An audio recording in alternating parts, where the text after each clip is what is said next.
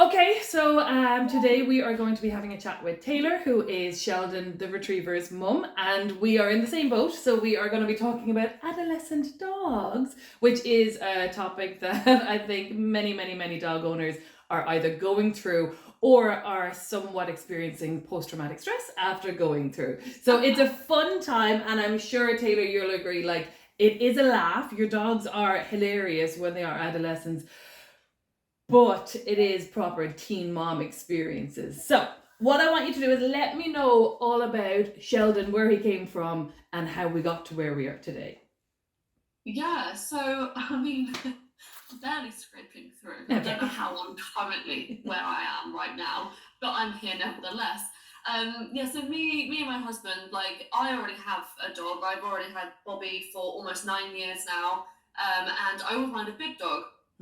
But obviously, anyone that's seen my videos knows that Bobby is like a Yorkie, Dachshund, Jack Russell cross. So she's a little bit of everything, but they're all for small breeds. So she's a little dog, which doesn't make sense to be wanting a big dog. Nevertheless, I digress.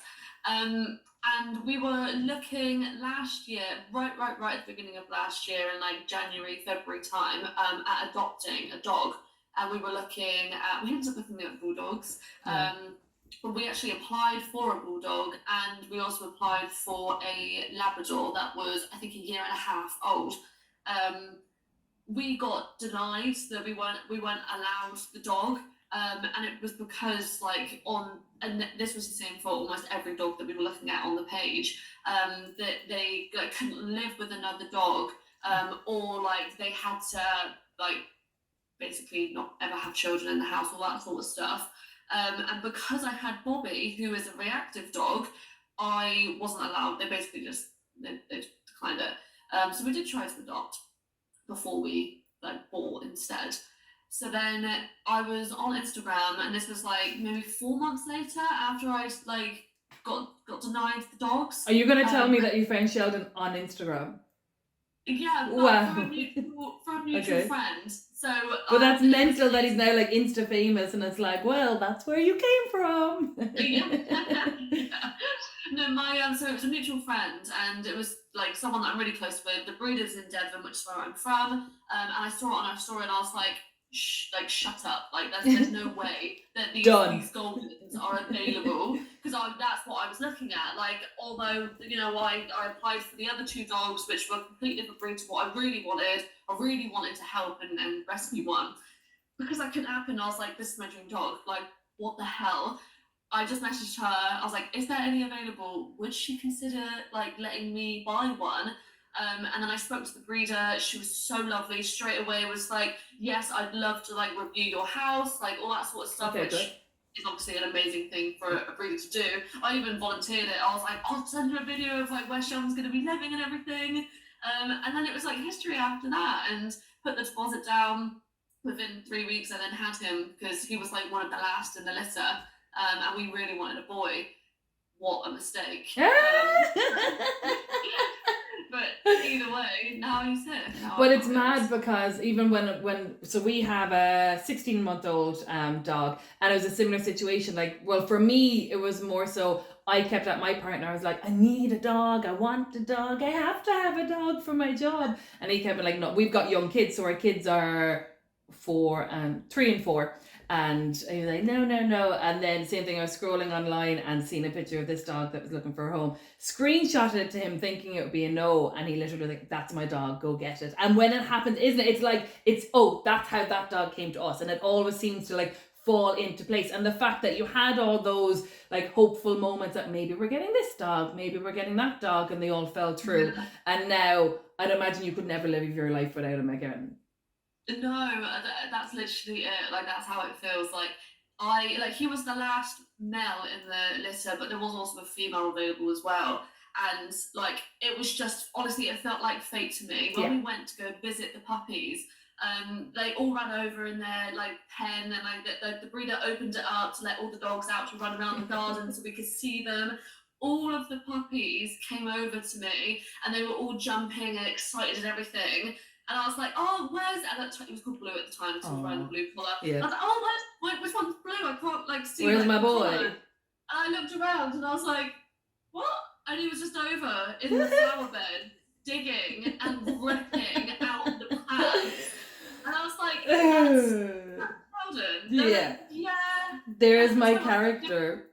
that's so cute. I love that. And obviously now it's like, oh, he's never grown out of that because that was his personality. So I could have Yeah. gone for the girl who was really lovely and bonded with me. Or I the went for Sheldon, nutter, or the absolute cracker. But it's funny because it's such an interesting like common issue that people have, that oh, it's so cute when they're puppies and they do this, and then they're 10 months old and they're still doing it and it's not cute anymore.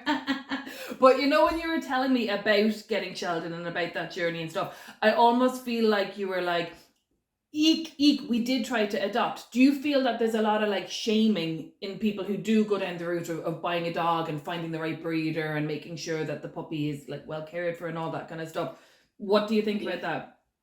Yeah, I think a lot of I think it's a really judged Yeah. situation, and I was definitely one of those people before where it's like, why would you buy? Mhm. Like, obviously you need to rescue, and I still have that like Mm. that view on it that I think when you can, if you have the capacity for it in your life, I feel you should. Yeah. And that's why I did that first. That's why I went down that route first, because I had the capacity for it. I could. It was out of my control that I wasn't able to, wasn't allowed. So I do have that view and that kind of thought process.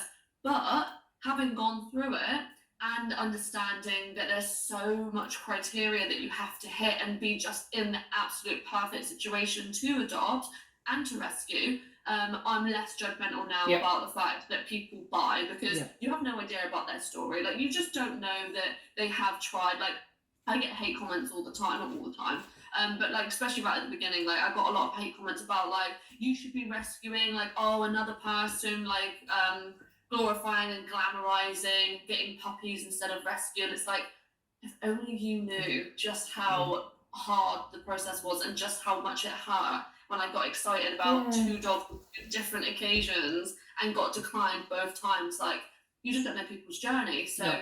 yeah, I think it's a very heavily judged situation. But And you know what, really even what you're saying there, and with the hoops you needed to go through to apply to adopt a dog, it's almost like in the dog world you will get shamed from whatever angle. It's like, no, you're not good enough to adopt our dog. Oh no, you went and bought a dog. And it's like, hang on a second, we all love dogs, give us dogs. Somebody give me a dog.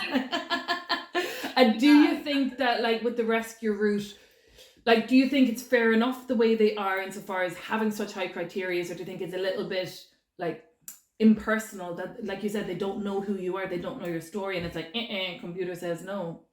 Yeah, I mean, from like the dog safety side of things, I really appreciate how strict they are with the adoption process. So I really don't hate on the fact that they are strict with it. Like, I really don't.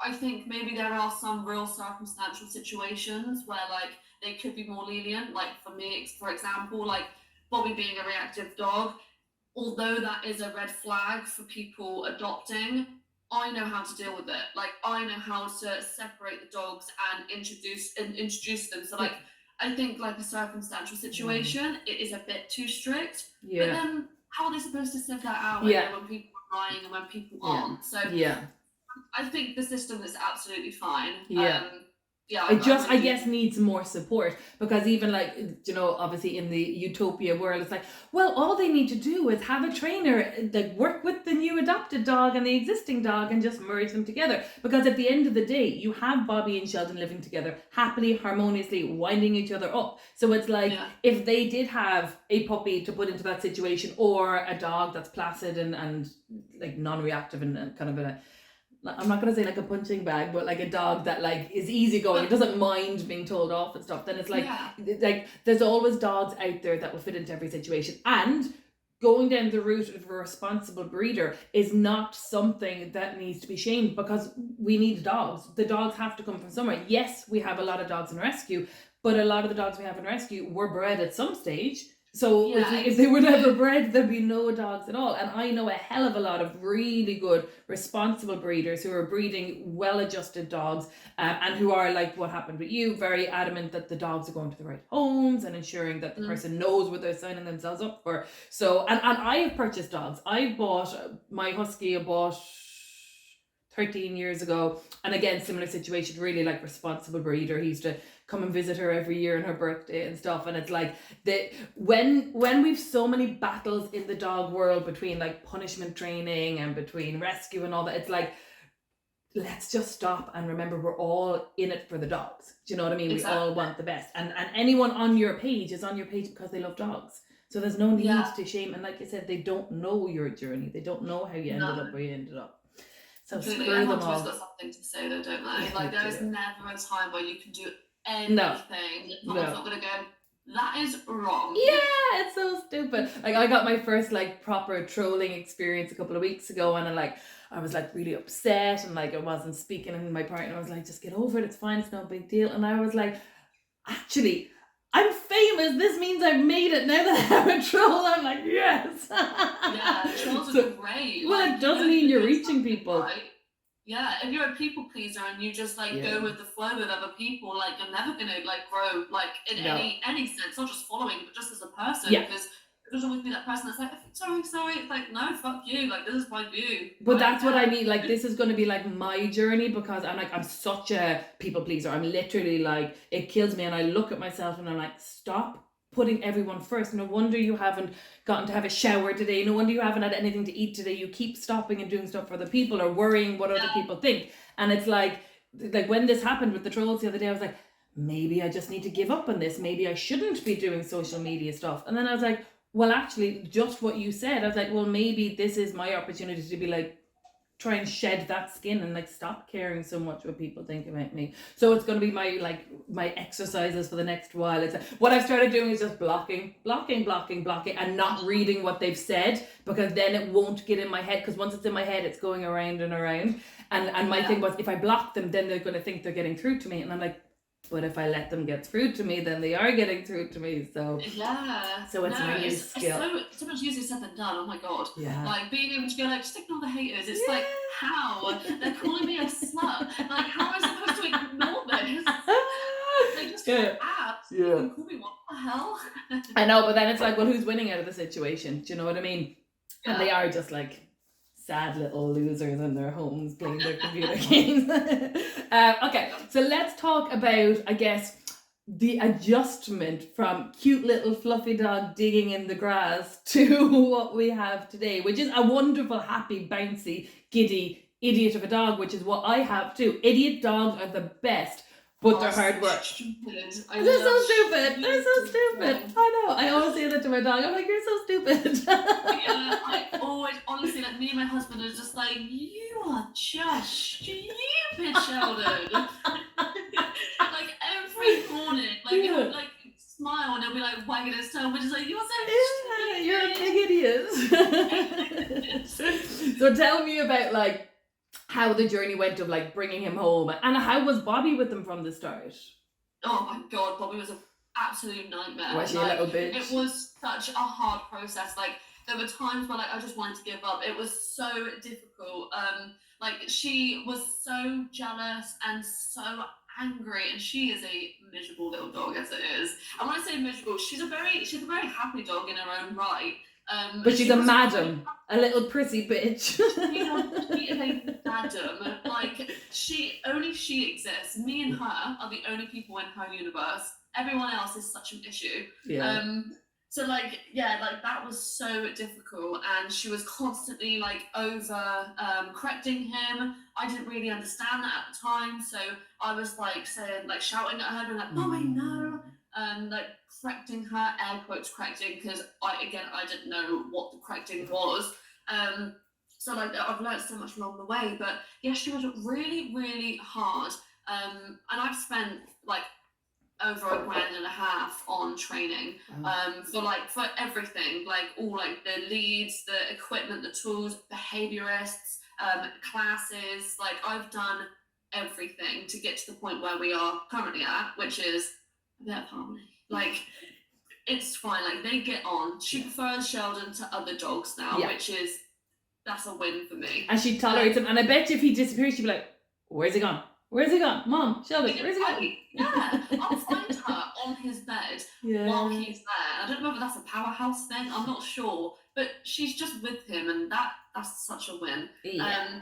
but yeah, like the behaviourist came round when Sheldon was a really young puppy, and she basically just taught me everything that I still do, like to this day, which is, you know, Bobby having her own space, letting her correct him, but like knowing when it's time to stop, Brilliant. creating that training progress where like she has more self-control as well, so she's not doing the overcorrecting, and now we're at that point, and it's great. Yeah. But it was very hard. So anyone that does have a very active dog that wants to get a puppy, get training in first. Like I didn't do the behaviourist first. Yeah. I did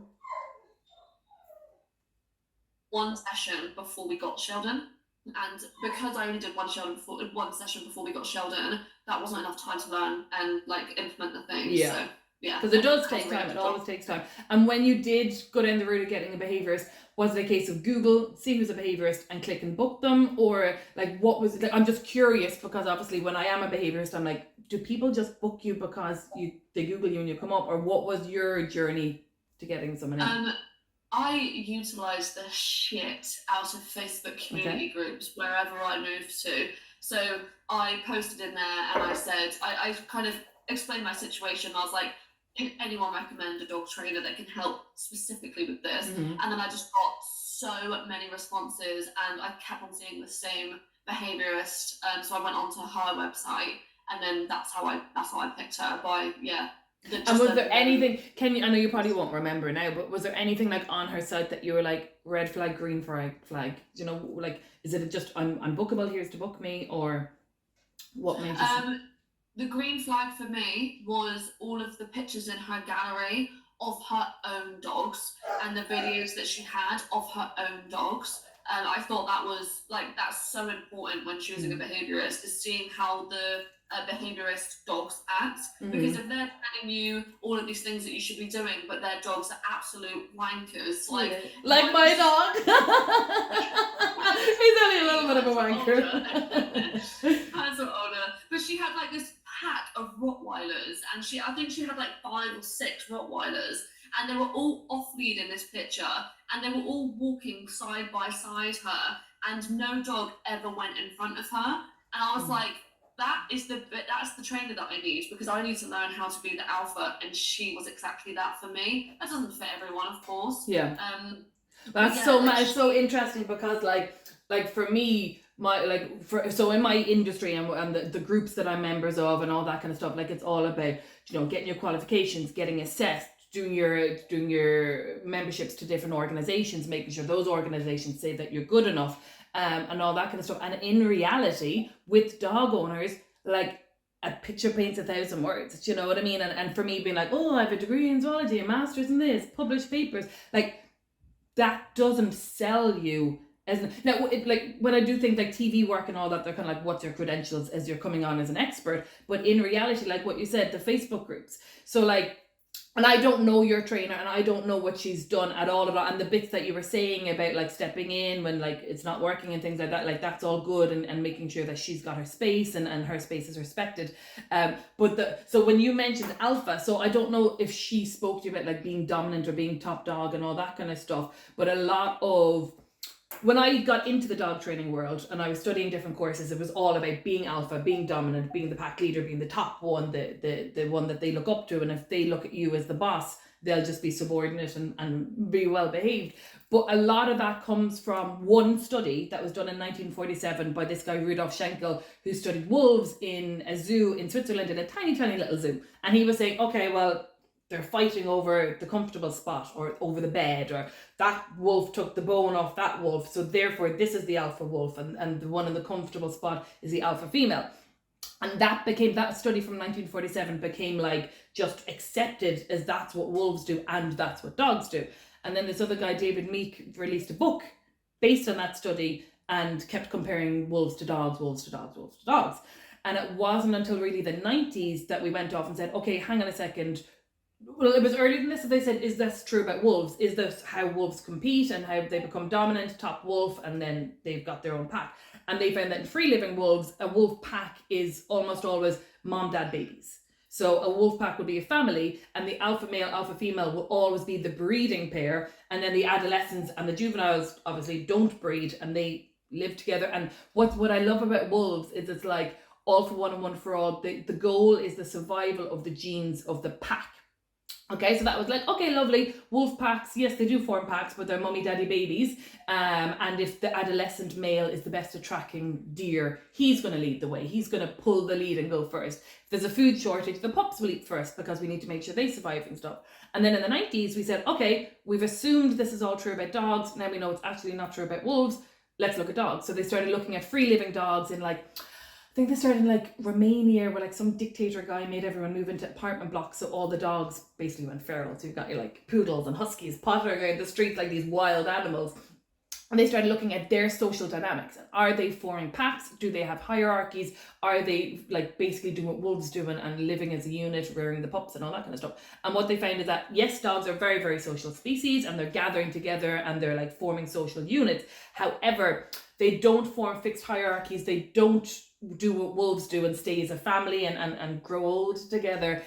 They're selfish little assholes and they're basically looking out for what they can get. And when you're talking about Bobby taking the bed, I wonder, is this like a dominance thing?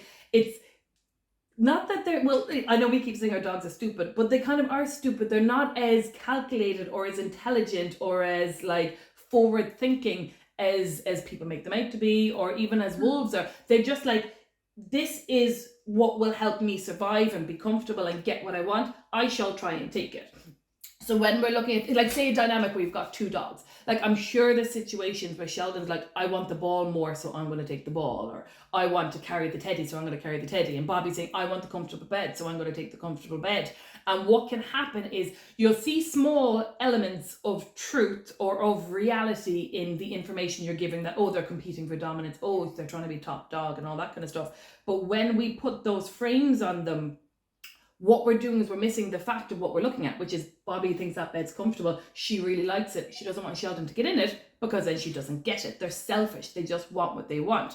And when it comes to like the training world and behavior world, like if I saw someone saying that I'm the alpha dog and my dogs don't walk in front of me, I'd have, to me, that would be little red flags, because I'd be like, well, dogs enjoy walking forward. Like I saw the little video where Sheldon wants to be in front of Bobby. And it's like, well, if the gang's ahead, like, I don't know what you were like as a kid, but when we go for walks as a kid, I want to be up front because I want to explore. I'm excited. I want to look. I want to see what I can see. And then when we've got dogs that must walk at our sides, almost with the absence of idiot behavior, I'm always like, well, why aren't they doing idiot behavior? Why aren't they just like being like kids and running around the fields and stuff? So it's just so interesting, because in the dog training world at the minute, we're having all these big debates of like, you know, different types of trainers, I guess. And it's like all training can get results. You can do different methods and get like end goals of what you want to get. But all the trainers and behaviorists are all having these big arguments, trolls, fights, all that. And the dog owner's like, we don't know what you're doing. We're not paying any attention. We've no idea. We're just letting someone to stop my dog growling at the other dog. We did it. It worked. Happy days, move on. So it's like we're having such a battle for no reason because the dog owners aren't listening and they really don't care.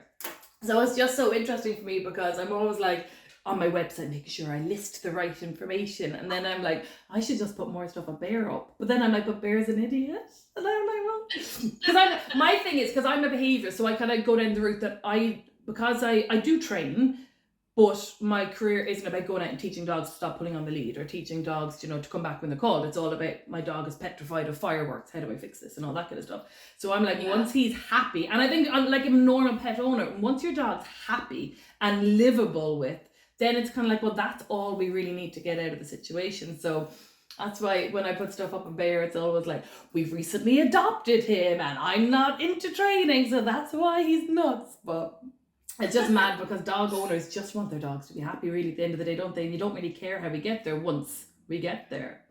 Yeah, absolutely. Yeah, that was such a big thing for me, and that's so interesting as well. Like the study about the wolves, and you know, the dogs aren't like, they're not doing it for that reason, and it kind of helps me see Bobby in a different way as well. Yeah. Because it is irritating when I see her like act the way that she's acting. Like, I'll never like kind of portray that to her that I'm frustrated, but it's like, why is she doing that? Like, that's so unfair. But like, she gives a shit. Like, she's like, this is a big comfy bed. I want Oh, this one. She's And it so is. innocent. It's so, And it I'm like, is. They thinking are that- so innocent. Yeah, that makes so much sense. And people always but- think that they're cunning or they're trying to like, because so when I got a puppy when I was 18. I wanted a German Shepherd. I'm like you. I'm like, big dog, squeeze the Yeah. dogs. And then my mum was like, you're not getting a German Shepherd. They agreed to get me a Jack Russell now from a dodgy breeder in the middle of nowhere, a farmer that like grabbed this little puppy by the scruff of the neck.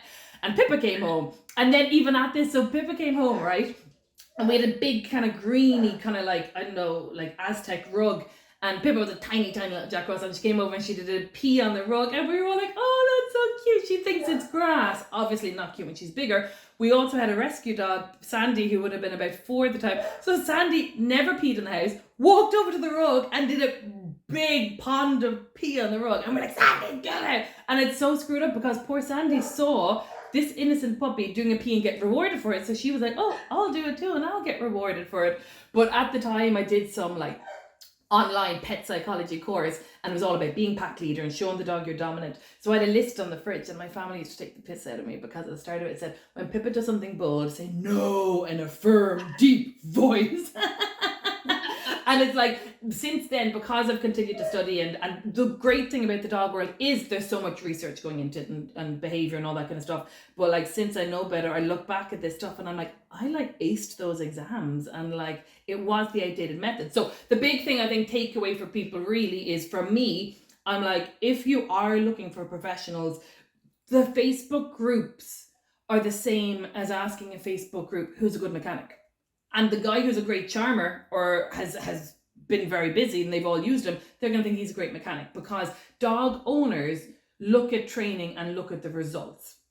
Mm-hmm. In my industry and from my background, I look at cases and I look at what went into it. How did we get there? Because the big debate at the moment is all about punishment, okay? And it doesn't sound like you did anything with your gang that was like abusive, but there's a lot of abuse on, I don't know if you've seen like the dog daddy and all that kind of stuff on social. I've seen a little bit about that.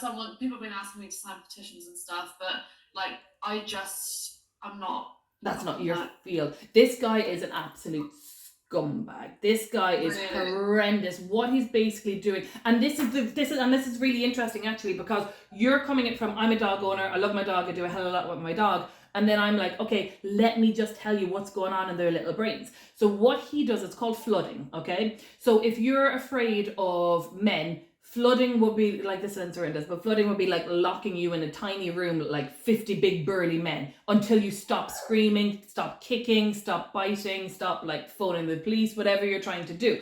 So flooding is basically waiting for the animal to stop expressing behaviours because the animal has learned that those behaviours are no longer effective. So it's the same as just someone like even in domestic abuse relationships where the people are like, why didn't they fight back? It's like they had tried to fight back. It didn't work, so they shut down.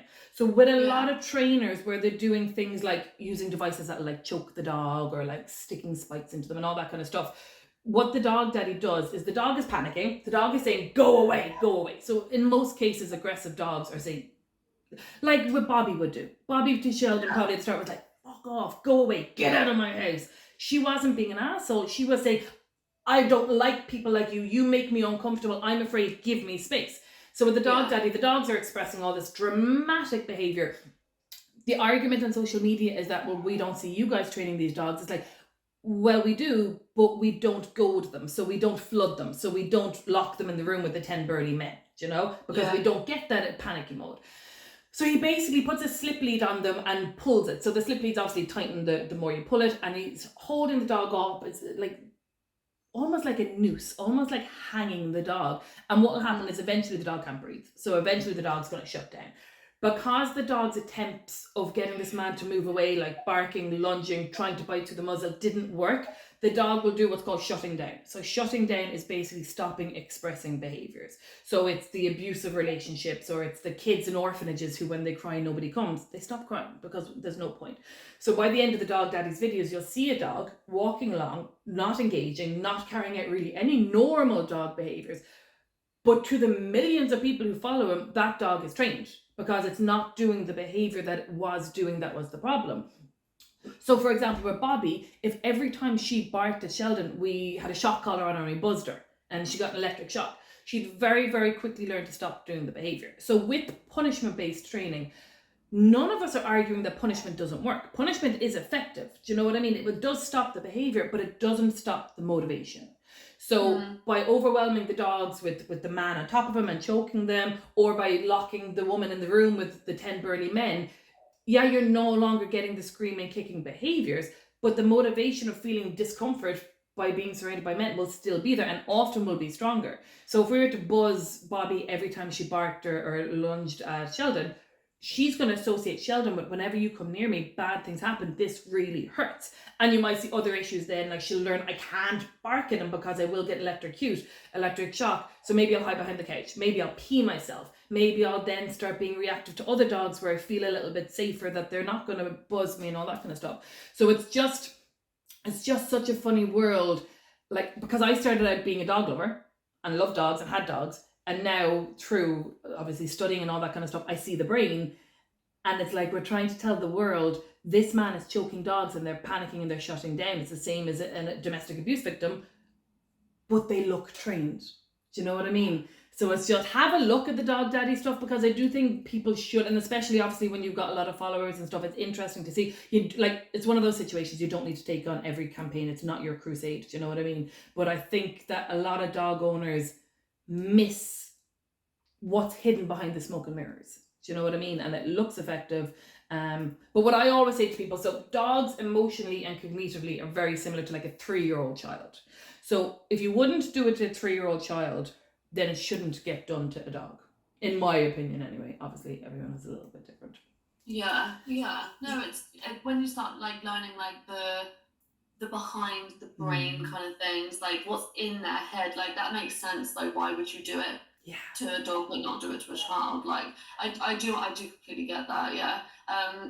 It's just it's a really hard situation. It's a really hard topic as well, because like when you have a platform, everyone expects you to jump on every bandwagon and sign every petition and talk about every subject. But I am a massive believer in, if I cannot recite word for word exactly what the issue is, exactly what it is that I'm fighting, I cannot get involved. I can be passionate about the subject and I can talk about the subject with the things that I know about and the opinions that I have.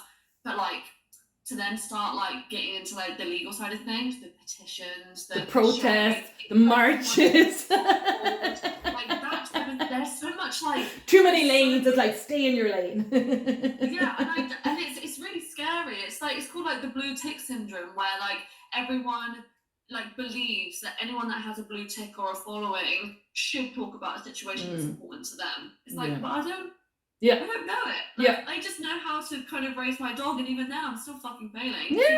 Me too. But it is so true, because I remember like we did a thing on some TV show before about, it was Christmas, and it was about like adopting dogs and all that kind of stuff. And then you get all the comments saying, "There's homeless people, why are you talking about this?" And it's like, well, I'm just a dog person, I can't really cover that. But it's funny what you say about the blue tick thing too, because it is kind of like you're expected to, like, even for me, like I'll get veterinary questions and I'm like, I'm not going to answer these questions. You could talk to your vet about it, or talk to your groomer about it and all that. But it is a case of like what your thing is, and your thing is, follow me as I figure out this messy journey of raising a big dopey dog. And it's like, well, no, you must go to protest. But it is interesting. I think that what I'm loving about this is just getting the mind of like a fresh, clean dog owner. And it's like, it's so interesting what me and my industry think dog owners are thinking, and what actual dog owners are like living. And like for you to be like, I have heard of the dog daddy, but I'm not all that into it. Like if I put a post to my page about it, I'll get like loads of comments. But they're all dog people. They're all people working with dogs and in the rescue industry and all that kind of stuff. So with the blue tick thing, I guess as well, you're living in a micro community, really, aren't you? Because you have people that are like, dogs are their passion, but it's that angle of dogs, or that angle of dogs, and that angle of dogs. And it's like, but you're a dog person. You must be in the entire tree. And it's like, well, same as mechanics. Like some people are into cars and into flashy cars. Some people are into engines. I don't know.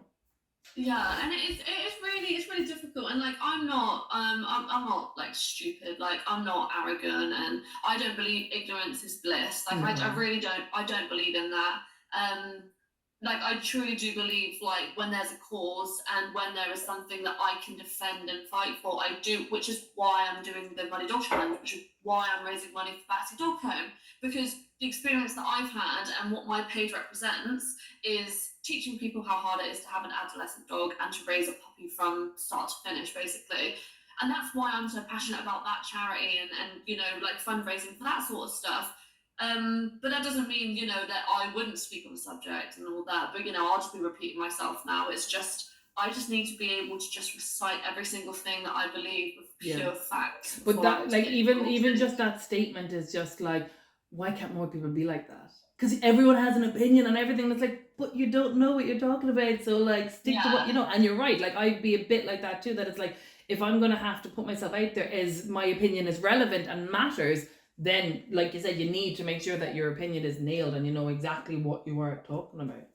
Yeah. So let's go back to the fun stuff of the like goofy, jumpy, bouncy. I keep calling him an idiot, but you know what I mean. Big old Sheldon. So what's bothering you with him now? Where is he?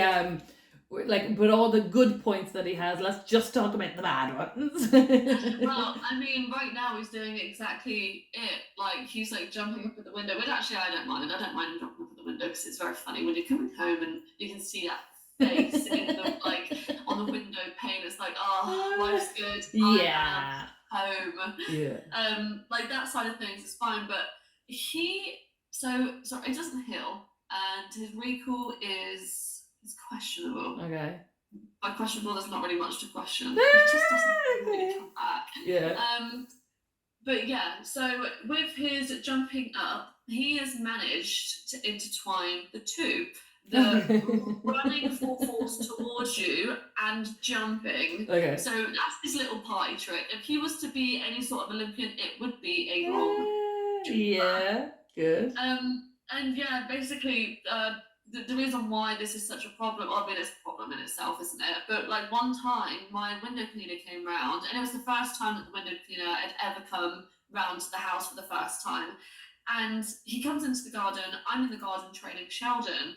All of this is just poor timing. And Sheldon was doing off-lead hill training, so I could get him to wait, and then I'll go, and then I'll get him to come, doing recall and everything as well. And this window cleaner comes into the garden, and Sheldon runs full force at this poor man and jumps at the same time because he's so excited to see him. When I say this man flew, like I've never seen a human being fly before, but he has proven to fight gravity in that moment, and he goes so fucking far across the garden, and I'm there like, are you going to sue me? Yeah, I know, it is so scary because you're like, what do I do? Not. It was literally the worst thing to ever happen in my whole entire existence on this planet. And he just yeets this man across the garden, and I'm like, for fuck's sake! Like, if that was like an older person, a child, like that would have been like catastrophic, like so much worse. Luckily, the guy got up and he was like, "Don't worry about it, I've got a staffy." And I was like, "Oh." Well, he's used to being tumbled over, so like, and Sheldon was probably in his element then, was he? Oh, there's my friend. Yeah. And because my dog's a little bit like that, and I'm like forever apologizing about my dog, and then I realized that like, we don't have to have like perfect dogs. We'll talk about like what we can do to help them and stuff, but it's like that's the root of the punishment thing. A lot of the time with trainers, that it's all about punishment and controlling your dog and dominating your dog. They expect your dog to be a robot at the end, but who wants a robot dog? Like in those moments you're like, well, actually in this split second I want a robot dog. But we want, like for me, I want a dog that like expresses himself and feels joyful and feels excited to see people. And it's the shaming. Obviously the window cleaner's on the floor and he's tumbled over and all that jazz. But the whole concept of like my dog never doing anything we don't want them to do. It's like, well, I do stuff that I shouldn't have done. My kids do stuff they shouldn't have done. It's like I was going to say they're human beings, and I was like, well, actually, no, they're not human beings. But no, a lot of it is just that complete excitement. When you guys come in and he does that, and he runs at you and he gets all excited and jumps up, I'd imagine when he was small, he got a lot of attention and fuss when he used to run in and get all cuddly. What do you guys do now? You what, sorry? What do you do now when he comes in and jumps? I ignore him. Like, we do, like, because he does the jump up in there. If I've got the treat bag nearby or with me, then, like, I'll, like, do, like, the scattering of treats and be like, away, away, and I'll get him to like come back, go, come back. And yeah, like we ignore him, we turn our backs, like just move our Good. arms up, just so he knows that like this isn't like a thing for us right now. We don't want to do that right now. So yeah, that's what we do. Like when he was a puppy, we were like really keen on like not having strangers touch him, and not having random people like excite him and like get him all like riled up. So we were really big on that. So yeah, I guess he just. How did that work? Because he's still a retriever. Pretty doesn't care. It's so funny because it's all like, I was the same when we got the dog and stuff, because obviously with kids in the house as well. I was like, these are the rules, we cannot break the rules, and then I'm like, nobody's following the rules.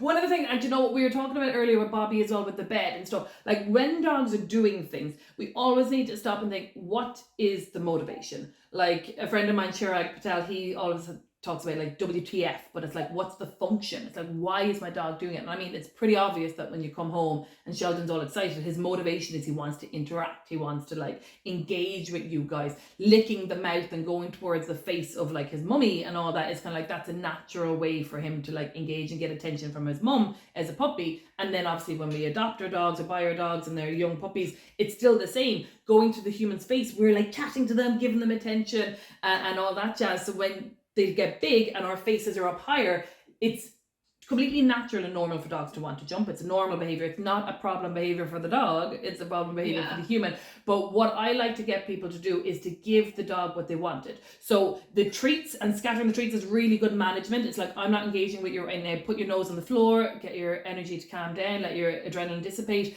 But what I like to get people to do instead, do what you did with the turning your back. But the next thing I do, once my back is turned, is I'd ask the dog to sit and give him a minute to calm down. Once he sits, bend down to his level, give him fuss, fuss, fuss, fuss, fuss. As soon as he stands up or tries to put a paw on you, you stand straight back up and turn your back again. So what you're doing is, you're almost like doing lunges up and down and up and down. But the dog is learning that when my bum is on the floor, I get the most amazing thing, which is what I want, which is attention from my mum. So I'm getting it. Oh, I stood up or I jumped up. Oh, the attention disappeared.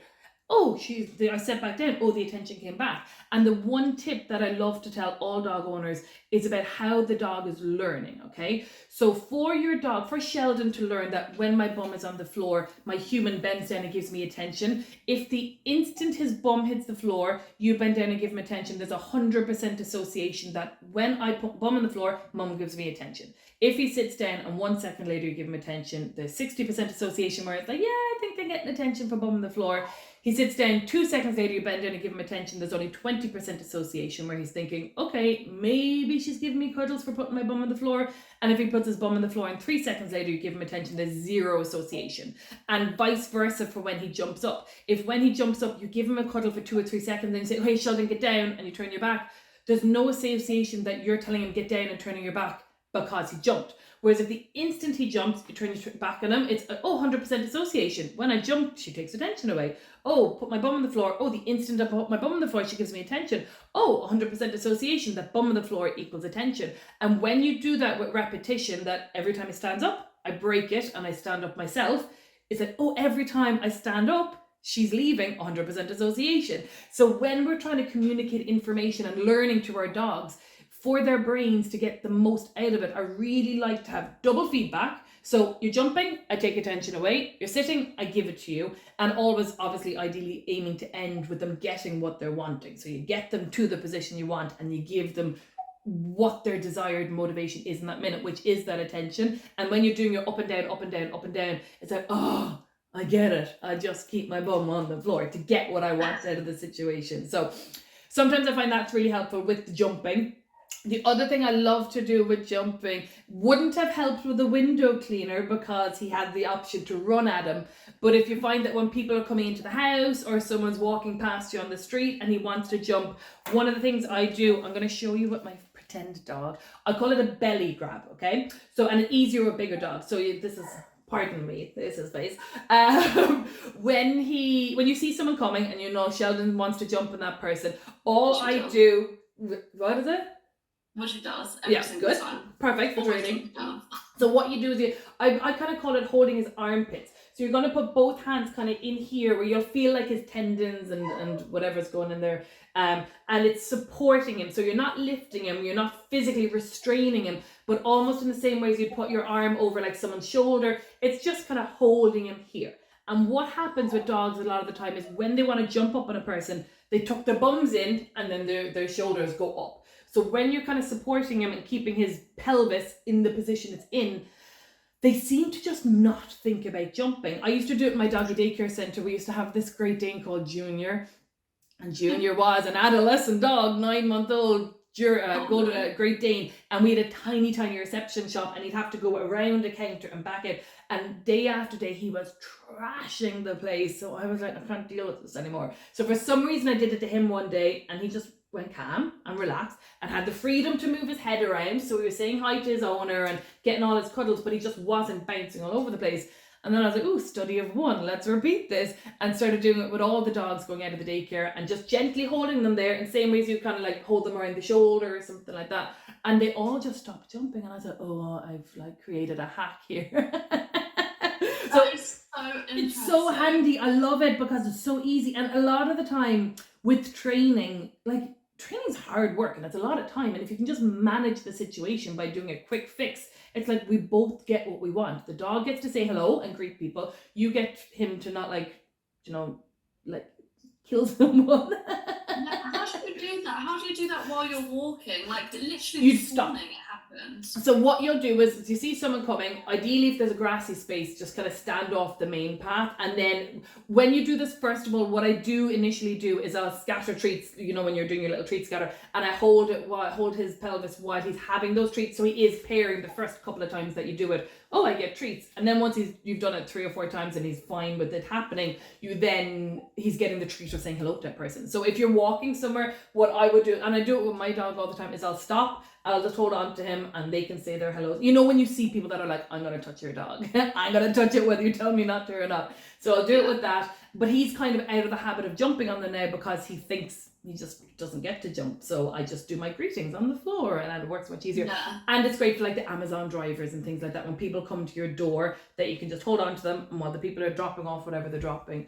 And like my whole thing is like, if you can manage it, it's just easier. It means you don't have to train it.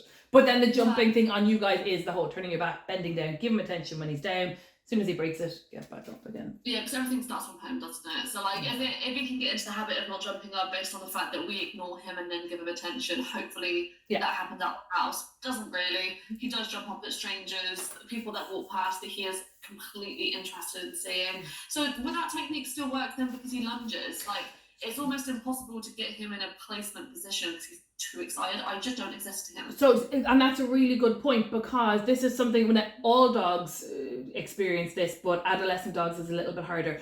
When you've done all your training at home and he's getting it and he's learning that information in his prefrontal cortex. So I call dogs that are calm and relaxed and thinking front brain dogs. So Sheldon knows sit up here. He knows walkies up here. He knows go get your ball up here.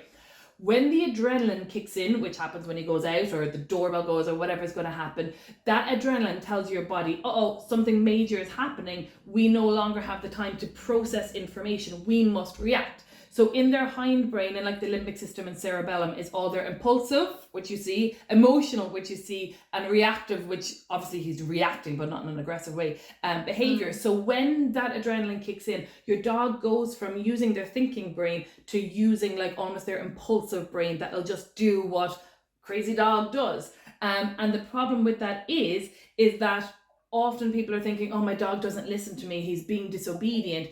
It's not that they're being disobedient, they're just not using that part of their brain. And because that adrenaline is pumping through the dog's system, the dog has to just respond with whatever instinctual behaviors come out. So what I often say to people is, your big challenge is dissipating that adrenaline. And a lot of that is management insofar as we wait until you're calm. And then we'll start going, can you think? Can you do me a sit? Can you give me the paw? Can you do any old silly behavior that you can do? Yes, you can. That means you're thinking. Because when the body goes from your parasympathetic nervous system, which is your rest and digest and your calm, to your sympathetic nervous system taking over, which is alarm bells. So your body's saying, go, go, go, go, go. The interesting thing about that as well, not necessary for Sheldon, but I remember I was researching something and I found a paper about lawyers in America that are defending police officers who use fatal force in the line of duty. And what they've used as a defense is they said to the judge, my client, his body had gone into the sympathetic nervous system state. This means that he wasn't able to think. His prefrontal cortex wasn't working effectively. So the whole, he chose to shoot the little girl. It's like, no, he wasn't thinking of what he was doing. Same as when we're like wound up and we say, I was out of my mind with worry. I was so cross I couldn't think straight. It's because your prefrontal cortex isn't working. The other thing the lawyers will say is that his threat interpretation was reduced. And again, that happens when your body's in that sympathetic nervous system state. Anything can become a threat. You know, when dogs are playing hyper and one dog grabs the other dog by the tail, that's where a fight will happen. The dog will turn around and react aggressively because suddenly there's a threat. Even though logically, if they're using this brain, they'd know that's my buddy. Because they're using the hindbrain, everything's wild and, oh, I'm being attacked. And your motor control is inhibited when your body's in the sympathetic nervous system. So the policeman may not meant to have pulled the trigger, but because his motor control is inhibited, he pulled it and he didn't mean to. And we see that in our dogs all the time, that they're bashing into things or like they're running and they miss how to stop and all that stuff because they're not as in control of their motor mechanics. So basically what I'm saying is it's absolutely not your fault and it's absolutely not your training. It is all down to adrenaline, and adrenaline can be used in a good way. But often in our pet dogs, once that adrenaline kicks in, they go hindbrain. So you'll have like working dogs, or you'll have like, I have a friend who does a lot of work with like police dogs and things like that as well.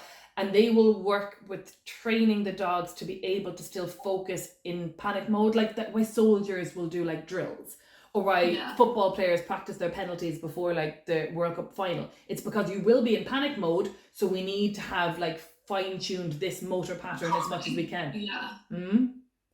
So that makes perfect. That does make sense. And it is just like management. So it is like finding situations that, okay, I know if I go to a farmer's market on a Saturday and there's 400 people there and 50 dogs milling about, and throw Sheldon in the middle, he'll have a great time, but he won't be thinking logically. He won't be your front brain dog.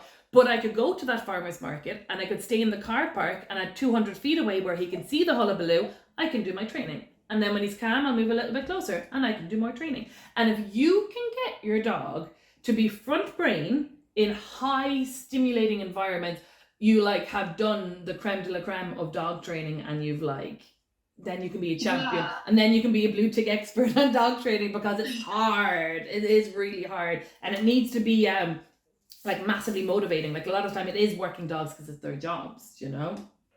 Yeah, for sure. I guess that trickles into like his behaviour, where like literally the perfect example yesterday, we're at the vets, he was getting his 1 year jabs, and he was great. Like at the like counter where before we were leaving, he was great, and I was like keeping him engaged with treats while I was waiting for them to get the flea and wormers out, like giving to me over the counter, pulling worms out. taking his worms out. The medicine. I was waiting for the medicine, and and he was really good until a Frenchie was walking towards the pet counter, the vet counter, and then he just goes full on fucking psycho. And like he was like lunging, and it got to the point where it sounds incredibly aggressive. It's starting to worry me, and I think maybe this is where I need to start really taking him out into town where there's other dogs, and completely like teach him like disassociation, because like he starts making this like deep growling sound, but it's like I know that he's trying to play, like I know that he is, because like he's such a back of the pack dog, like he just is not aggressive. But I know it can turn into that. I know it can turn into or other people as well will have the wrong idea. Yeah, exactly. And so I is it the same thing where he's just like not thinking with the front of his brain, like he's just all in the back? All in the back, and that's the problem. It's like hindbrain dogs. Every single dog, when it becomes a hindbrain dog, becomes one more of a risk. So like what you're saying is that Sheldon is up here. Sheldon loves dogs. Sheldon wants to play with every single dog.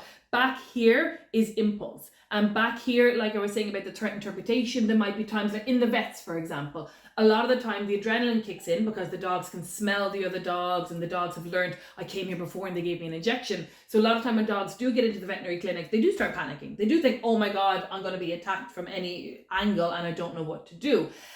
And the problem is, unfortunately, a lot of the time in the veterinary clinic especially, time is of the essence and the vets just want to get the job done.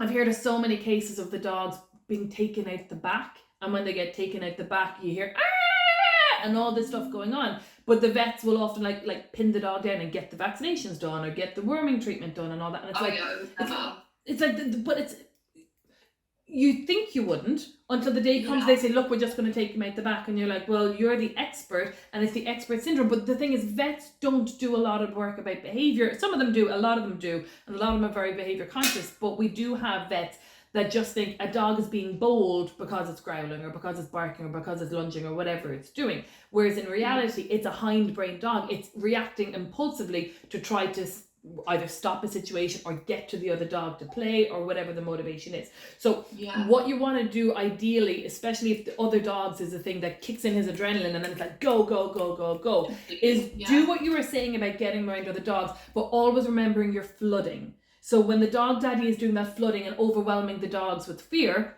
you can also overwhelm your dogs with like pleasure and fun. So if you stick him into the middle of a doggy daycare that he's not been to, just chuck him in and he's like rah crazy. Oh my God, it's good fun. It's like it's called eustress, where it's like physically the dog's body is stressed, but it's for a good reason. Like not men, that's racist, sexist, but like people going to like a rock concert and being in a mosh pit and like bouncing all over the place. They're not thinking logically, they're just reacting, but their bodies are in a stressful state. So you bring him to whatever the stimulus is that winds him up. And again, if dogs are nervous of the vets, this could be a dog that goes to the car park with the vets, or with dogs with Sheldon, you go where he can see other dogs, but you go at a distance that is sub-threshold, okay? Think of him like a seesaw. So when Sheldon sees other dogs at 500 feet away, he's not that bothered. When he sees them at 4 feet away, he's like, rah, playing. What you want to do for your training is, there's no point training here because he's not all that bothered by the other dogs. You want to kind of go here. And you want to like teeter on that seesaw where he's exposed to the dogs and he's interested, but I'm also learning, use my brain, stay sub-threshold, pay attention to mom, do what she's telling me without going, crazy tornado dog. Like, so it's all about like pushing the seesaw, but trying your best not to go over the seesaw. And that's really where we get the dogs kind of thinking front brain. Think of his brain like a muscle. And the more he uses his front brain, the stronger it gets. So the more he's using it in the house, great. He's an intelligent thinking dog in the house. It's when you go to situations where he's overwhelmed. And the other thing I was going to say to you about, this is an important one for adolescent dogs. So what age is he now? 11 months? No, a year. Okay. So right now and over the next 3 to 4 months, when puppies go through adolescence and up to social maturity, what happens is the neurons in their brain, all those little brain cells that aren't really being used, get recycled. So it is harder to teach an old dog new tricks, much harder. At the moment, his brain has just like, it's like looking at Google Maps and there's road maps everywhere. As he goes through social maturity, those quiet little roads that don't get driven on a lot, they get overgrown and they're gone. They're deleted off Google Maps. So the more that you drive a road, the more it turns from like a dirt track to like a stone road to like a gravel road to then becoming a motorway. Him running to his food ball or finding his ball is probably like a super duper American highway, that it's like that motor neuron association is strong. Whereas when he goes through social maturity, so over the next couple of months, you should utilize the fact that his brain is still quite flexible and still open to a lot of new information to really drive the roads you want to drive. The more you drive a road, when he gets to social maturity, the more that road will just stay there forever. And it's the same as like when we start smoking as teenagers. If you pick up habits in adolescence, by the time you get to social maturity, it's really hard to break that habit because it's a highway.